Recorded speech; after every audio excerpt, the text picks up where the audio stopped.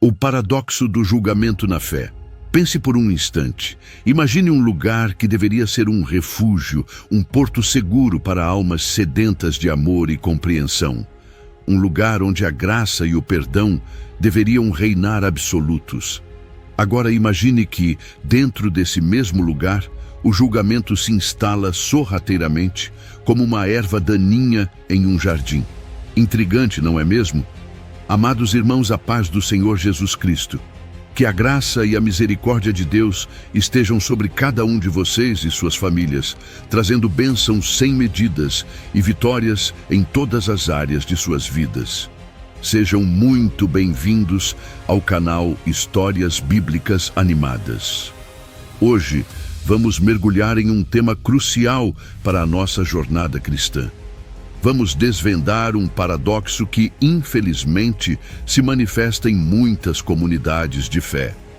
Preparem seus corações, pois a revelação que está por vir pode transformar a sua maneira de enxergar as Escrituras. Mas antes, peço que se inscrevam no nosso canal Histórias Bíblicas Animadas, deixem o seu like, comentem e compartilhem este vídeo com seus irmãos. Juntos, podemos levar esta mensagem a mais pessoas. Prometo que o que você ouvirá aqui hoje trará luz a passagens bíblicas que talvez você nunca tenha compreendido dessa forma. Desvendando a figura dos fariseus. Para compreendermos a fundo esse paradoxo, precisamos voltar às Escrituras e examinar a figura dos fariseus. Quem eram esses homens que tantas vezes se opuseram a Jesus? Amados, os fariseus eram um grupo religioso influente na época de Jesus, conhecidos por sua estrita observância da lei mosaica e das tradições orais. Eles se dedicavam ao estudo das Escrituras, buscando aplicar a lei em todos os aspectos da vida. A princípio, essa busca pela santidade pode parecer louvável, não é mesmo? No entanto, o zelo dos fariseus muitas vezes se transformava em legalismo, uma ênfase exagerada nas regras em detrimento do amor e da misericórdia. Eles se consideravam superiores aos demais, julgando e condenando aqueles que não seguiam seus padrões. Lembremos do confronto de Jesus com os fariseus sobre a cura no sábado. Mateus capítulo 12, versículos 9 a 14. Jesus, movido por compaixão, curou um homem com a mão ressequida, demonstrando que o amor e a misericórdia transcendem as regras. Os fariseus, presos à interpretação legalista do sábado, indignaram-se com a atitude de Jesus, mostrando a rigidez de seus corações. Ou ainda a impactante parábola do fariseu e o publicano. Lucas, capítulo 18, versículos 9 a 14. O fariseu, cheio de si, agradecia a Deus por não ser como os outros pecadores, enquanto o publicano, humilde e contrito, reconhecia sua necessidade da misericórdia divina. Jesus nos ensina que a verdadeira justiça não vem da autojustificação, mas do reconhecimento da nossa dependência de Deus. E quem não se lembra do episódio da mulher adúltera, João capítulo 8, versículos 1 a 11. Os fariseus trouxeram a mulher a Jesus, prontos para apedrejá-la, usando a lei como pretexto para o julgamento. Mas Jesus, com sabedoria e amor, confrontou a hipocrisia deles, mostrando que todos são pecadores e necessitam de perdão. Aquele que dentre vós está sem pecado, seja o primeiro que lhe atire pedra, disse Jesus, silenciando os acusadores. Reconhecendo os fariseus modernos. Amados, a história dos fariseus não é apenas um relato do passado. Infelizmente, o espírito do farisaísmo ainda se manifesta em nossos dias, mesmo dentro das comunidades evangélicas. Não se trata de apontar dedos acusadores para pessoas específicas ou denominações, mas sim de um convite à reflexão e ao autoexame. Precisamos reconhecer em nós mesmos as atitudes que Jesus tanto repreendeu. O espelho da atualidade nos mostra que os fariseus modernos se escondem por trás de diversas máscaras. Quantas vezes presenciamos julgamentos morais superficiais? Irmãos que criticam a forma como outros se vestem, o estilo musical que apreciam ou as opções de lazer que escolhem, como se esses aspectos externos definissem a fé de alguém. Frases como "quem veste isso não é crente de verdade" ou "não frequenta a igreja o suficiente" ecoam o mesmo espírito de superioridade dos fariseus. A exclusão e a formação de panelinhas também são tristes realidades. Grupos que se isolam, criando barreiras entre os membros da igreja, excluindo aqueles que não se encaixam em seus padrões. A fofoca, essa arma silenciosa, destrói reputações e semeia a discórdia entre os irmãos. Quantas vezes ouvimos boatos e comentários maldosos sobre a vida alheia, sem sequer buscar a verdade? A competição e a rivalidade entre igrejas, infelizmente, também mancham o testemunho cristão. Disputas por membros, busca por status e reconhecimento em vez de uma união em prol do reino de Deus. O legalismo, essa ênfase exagerada em regras e doutrinas, sufoca a liberdade que temos em Cristo.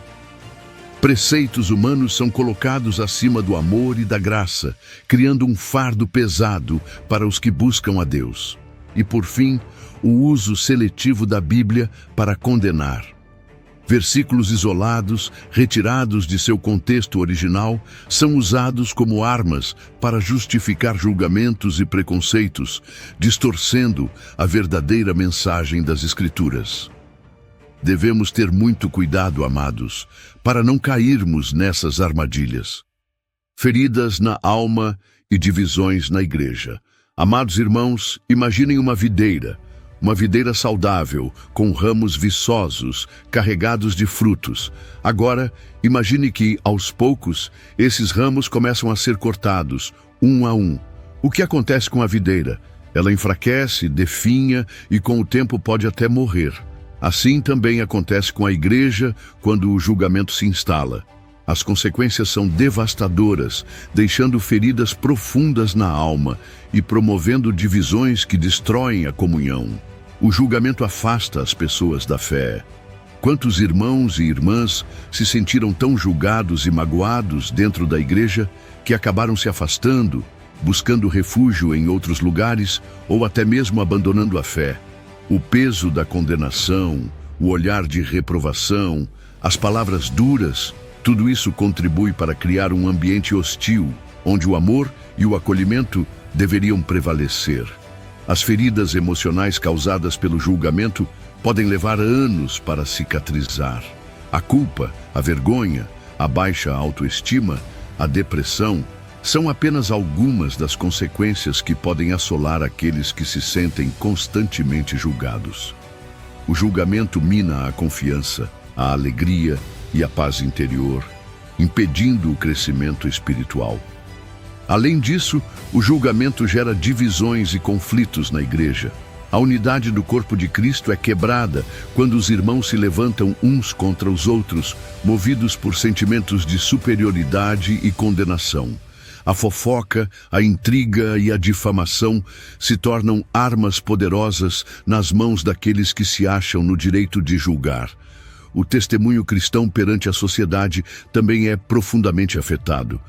Como podemos pregar o amor e o perdão de Cristo se dentro de nossas próprias comunidades praticamos o julgamento e a exclusão? O mundo observa nossas atitudes e quando vê contradição entre o que pregamos e o que vivemos, a credibilidade do Evangelho é abalada. Precisamos urgentemente nos conscientizar do impacto destrutivo do julgamento e buscar em Deus a cura para essas feridas. Cultivando o amor, a misericórdia e a humildade. Amados, após compreendermos a gravidade das consequências do julgamento, surge a pergunta: qual o caminho para a cura? Qual o antídoto para esse veneno que corrói a alma e divide a igreja? A resposta, meus irmãos, reside em 3 virtudes essenciais: o amor, a misericórdia e a humildade. O amor, o ágape incondicional que Jesus nos ensinou, é o alicerce de toda a nossa fé. É o amor que nos impulsiona a acolher o próximo, a perdoar suas falhas e a buscar o seu bem-estar. O amor não julga, não condena, não exclui. O amor compreende, acolhe e edifica. Como nos ensina o apóstolo Paulo em primeira carta aos Coríntios, capítulo 13. O amor é paciente, benigno, não invejoso, não orgulhoso, não busca seus próprios interesses, não se irrita facilmente, não guarda rancor. O amor tudo suporta, tudo crê, tudo espera, tudo persevera. O amor jamais acaba. A misericórdia, por sua vez, é a compaixão que sentimos pela dor do outro. É a capacidade de nos colocarmos em seu lugar, de compreender suas dificuldades e de oferecer ajuda e consolo. A misericórdia nos leva a estender a mão àqueles que tropeçaram, a oferecer uma palavra de ânimo aos que estão desanimados e a perdoar aqueles que nos ofenderam. Jesus, em seu ministério terreno, foi o exemplo perfeito de misericórdia. Ele se compadeceu das multidões, curou os enfermos, perdoou os pecadores e acolheu os marginalizados. A humildade, por fim, é o reconhecimento da nossa própria fragilidade e dependência de Deus. É a consciência de que não somos melhores do que ninguém e de que todos nós erramos e necessitamos da graça divina. A humildade nos impede de nos exaltarmos e de julgarmos os outros. Ela nos leva a reconhecer nossos próprios erros e a buscar o perdão de Deus e dos nossos irmãos. Em Mateus capítulo 7, versículos 1 a 5, Jesus nos adverte: Não julgueis para que não sejais julgados, pois com o critério com que julgardes, sereis julgados, e com a medida que usardes para medir, também vós sereis medidos. Porque vês tu o argueiro no olho de teu irmão, porém não reparas na trave que está no teu próprio olho? Ou como dirás a teu irmão: Deixa-me tirar o argueiro do teu olho, quando tens uma trave no teu? Hipócrita! Tira primeiro a trave do teu olho, e então verás claramente para tirar o argueiro do olho de teu irmão. Que possamos meditar nessas palavras e buscar em Deus a força para cultivar o amor, a misericórdia e a humildade em nossos corações. Uma igreja transformada pelo amor. Amados irmãos, chegamos ao final desta reflexão.